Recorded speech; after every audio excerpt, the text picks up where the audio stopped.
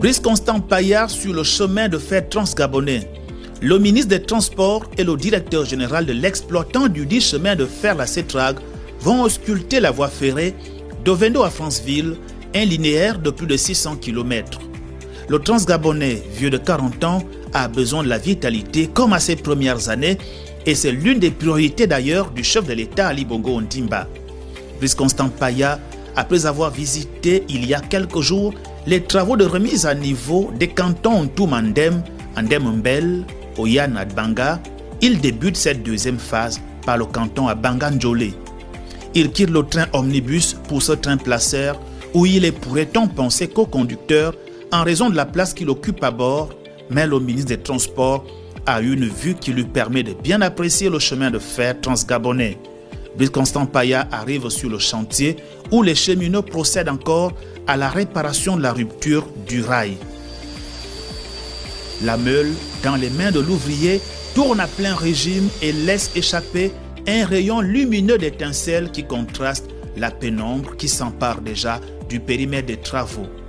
Brice Constant Paya est édifié sur la nature des travaux présentés par le directeur général de la société d'exploitation du Transgabonais CETRAG. Il faut un meulage et ce meulage va permettre donc de faire à niveau. Donc c'est pour ça que c'est une des étapes qu'il va falloir faire. Donc remplacer ce rail 50 kg en rail 60 kg, donc de Ndjolé jusqu'à Ovendo, dans la phase du PRN. Et nous venons de voir un rail avec une rupture, donc une consolidation, soudure. Ça c'est l'opération finale.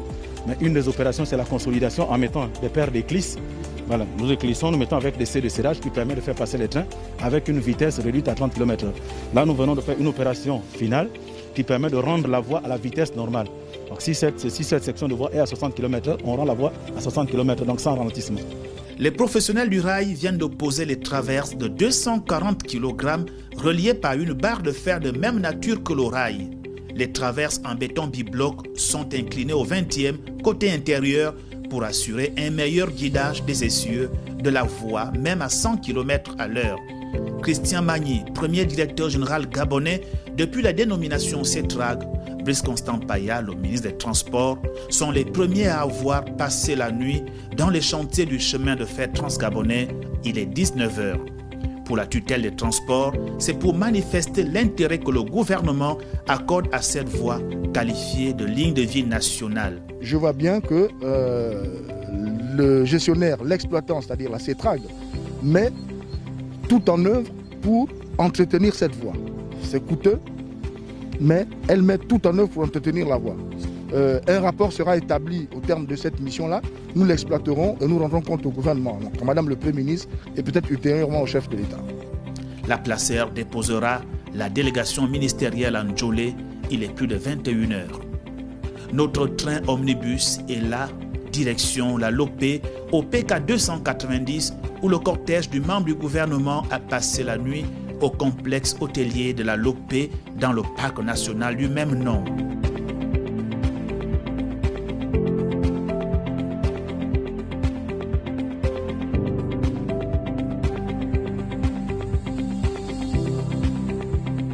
Le jour se lève sur la Lopé, les buffles nous ont offert la nuit un spectacle digne de safari.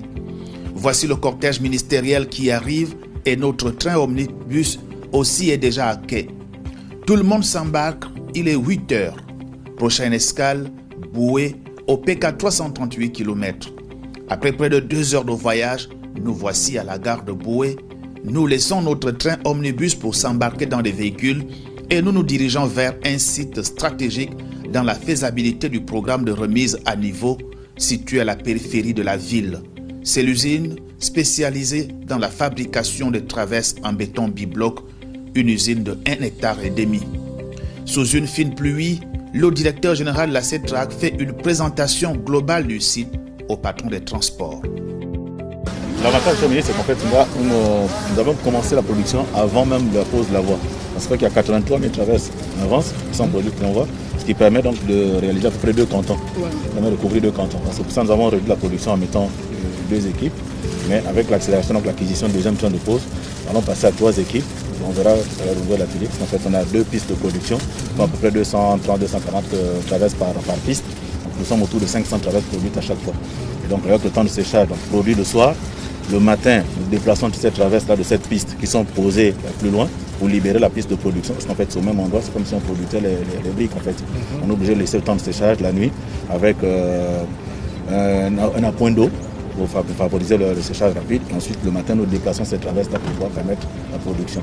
77 agents travaillent dans cette usine, soit 10 femmes contre 67 hommes. Mais la faible représentation des femmes est due à la robustesse de la tâche. Toutefois, elles y sont, conformément à la destinée qui leur est dédiée, couplée à l'égalité de chance et de sexe. Brice Constant Payal, le ministre des Transports, au milieu d'un brouhaha percutant et au son métallique produit par ces puissantes machines, sillonne chaque compartiment de cette usine qui doit fabriquer 1 million de traverses béton bibloc d'ici 2024. Ces bétons traverses bibloc vont remplacer les traverses en bois. Fort heureusement, l'usine tient le bon bout. 374 741 traverses sont déjà fabriquées. Il en reste 625 259. La production actuelle peut déjà couvrir plusieurs kilomètres. Ce que Cetrag fait ici est louable parce qu'il s'agit de changer les traverses en bois en traverses en béton bibloc. Les travaux se font à une cadence soutenue et à mon avis normale. C'est le même sentiment de satisfaction à mi-parcours du projet pour le président du comité de suivi. Oui, je crois que concernant par exemple l'usine de béton, c'est une très bonne chose parce que nous avons des stocks disponibles, nous avons un programme qui a été recalibré au regard des contraintes de pandémie de Covid-19, des contraintes économiques. Nous avons donc un calendrier qui a été recalibré, nous avons un stock disponible et nous avons un rythme d'exécution sur le terrain de remplacement de la traverse, un rythme qui est acceptable. Je pense que sans baigner dans l'euphorie, nous tenons le cap et on espère qu'en 2024, à la fin du PRN, du programme de remise à niveau, on atteindra les objectifs escomptés. Le secrétaire exécutif de l'autorité de régulation des transports ferroviaires y croit aussi. Oui, alors l'ARTEF s'est associé au ministre de tutelle pour contrôler les travaux du PRN parce que les équipes sont au travail et puis nous tiendrons les rendus de la fabrication des traverses bibloc. Le président du cabinet d'études ferroviaires du Gabon, lui aussi présent sur les chantiers de remise à niveau et de maintien du Transgabonais, attend encore beaucoup de travaux qui sont en cours d'exécution. Il y a beaucoup de travaux à faire pour améliorer non seulement l'assise, la plateforme, parce que moins vous avez de ballast sur la traverse, plus les charges deviennent agressives sur la plateforme. Nous quittons Boué dans l'après-midi pour Lastourville. Après quelques heures de parcours, nous voilà effectivement à la gare de Lastourville. L'accueil est chaleureux. Brice Constant Payal est le directeur général de la société d'exploitation du Transgabonais. Après des salutations d'usage qui respectent les mesures restrictives, donc pas d'accolade, vont ensemble visiter le chantier d'extension de la gare de Lastourville qui deviendra une gare multimodale. Nous avons pu expliquer à la haute hiérarchie le déroulement des travaux sur le site, notamment les avancements des travaux qui sont de l'ordre de 34%, ce qui est déjà une bonne chose. Ensuite, nous avons également fait une petite visite de terrain pour voir à quel niveau se déroule l'évolution du chantier. Lastourville, il est 18h. Le train omnibus transportant le ministre des Transports et le directeur général de la société d'exploitation du Transgabonais s'ébranle pour Franceville et y arrive à 21h.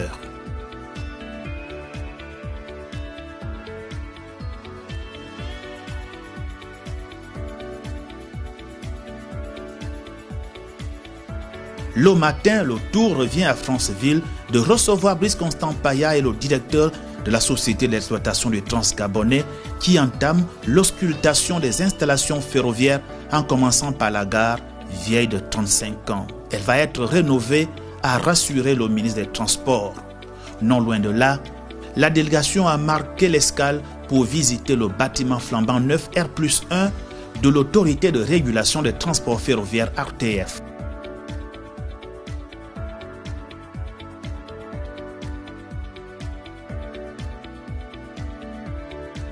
À un jeu de pierre, la délégation ministérielle a parcouru le centre de perfectionnement ferroviaire, un pôle tout aussi important du programme de remise à niveau pérenne et de la mise en place d'une voie ferroviaire parallèle. Chaque métier a ses exigences de qualification. Et je pense que la CETRAG a effectivement bien pensé en instituant ce centre de perfectionnement, qui n'est pas qu'un centre de perfectionnement, puisqu'il accueille aussi des agents qui sont formés ab initio, c'est-à-dire nouvellement recrutés. Donc je regardais, bon, c'est un centre que je connais, qui existe depuis un certain temps.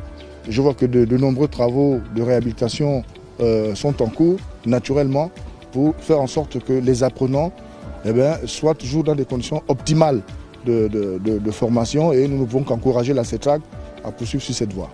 La CETRAG poursuit ainsi le renouvellement de ses équipements. C'est aussi le sens à donner à cette excursion dans l'une de ses installations, le CPF, au cœur de Massoko.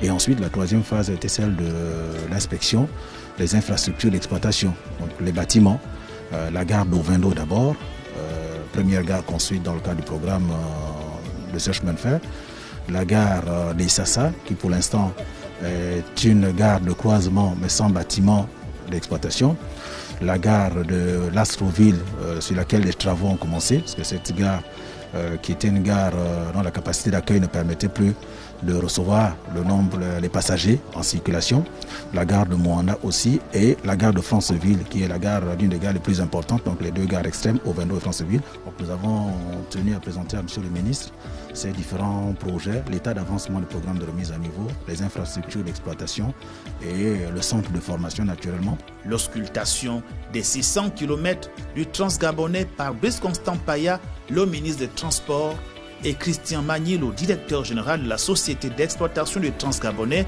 ainsi que le gendarme du rail, l'autorité de régulation des transports ferroviaires, s'achève donc ici.